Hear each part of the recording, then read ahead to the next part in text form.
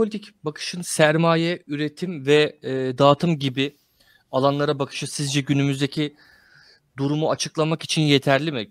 Bu bağlamda söylemek istiyorum. Yani kültürel çalışmalar tarafında yer alan bazı kişilerin getirdiği indirgemeci yorumunu siz nasıl değerlendiriyorsunuz? So, Nick, thank you for your answer. And we do love controversial opinions on this channel, so go wild as you wish. So, on to our second question.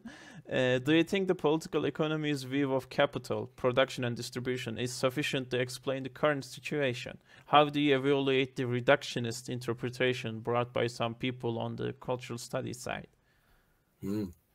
That's a very good question. I wonder whether you might be able to turn that round. If you're enjoying controversial opinions, here's another one then. That there might be an argument to saying that actually historically you could argue that cultural studies has tended to reduce everything to culture. That is correct, and that it's ignored sort of structures of media production and so on, looking more at sort of cultures and everyday lives of people instead of looking at those sort of structures. But equally, you could argue that there's something reductionist as well about political economy for ignoring the ways in which people have used the media in terms of their everyday lives, how they've made sense of it, how they've interpreted it, and so on. A different approach, I think, would ultimately need to be looking at questions of political economy alongside culture. I think that now we're at a point where we can get beyond the sort of either or. You're either doing political economy or you're doing cultural studies. You should actually be doing both. So if we take, for example, neoliberalism undoubtedly is a kind of economic doctrine, as we know, that's there to serve the sort of ruling class. It imposes ideas around efficiency, wants to break up state ownership and so on. It's there to promote kind of entrepreneurial values. It's there to kind of, if you like, further the accumulation of capital. That's all correct. That is what it's there to do. But secondly, neoliberalism is also a culture as well. It's there in the way in which, you can say that the ways in which neoliberalism is introduced into, say, in the education system. It emphasizes things like meritocracy. It emphasizes things like kind of competition.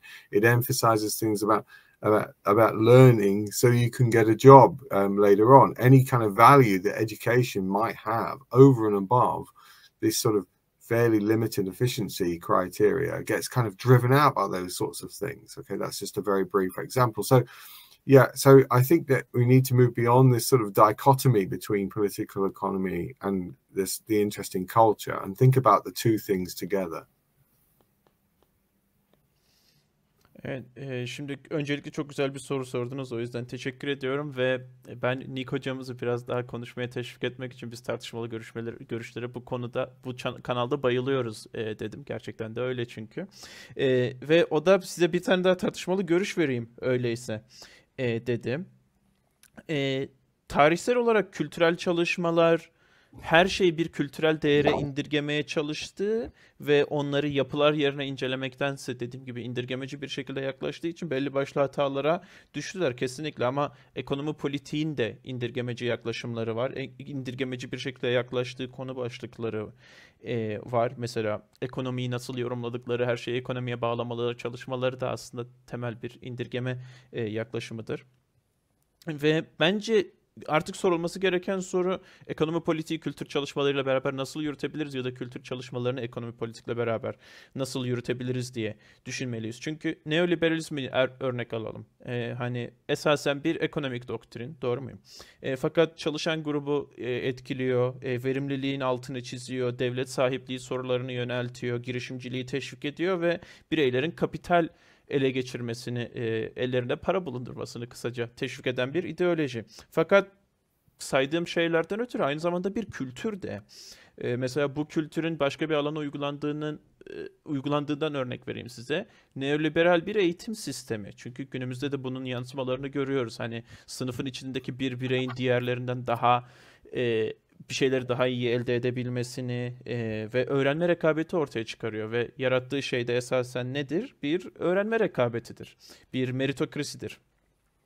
Fakat bence bu dikotomiden yani bıçak sırtı devasa ayrımlardansa biraz daha ikisini bir arada nasıl işleyebiliriz, biri diğerinden nasıl ders çıkarabilir şeklinde ilerlemekte fayda var.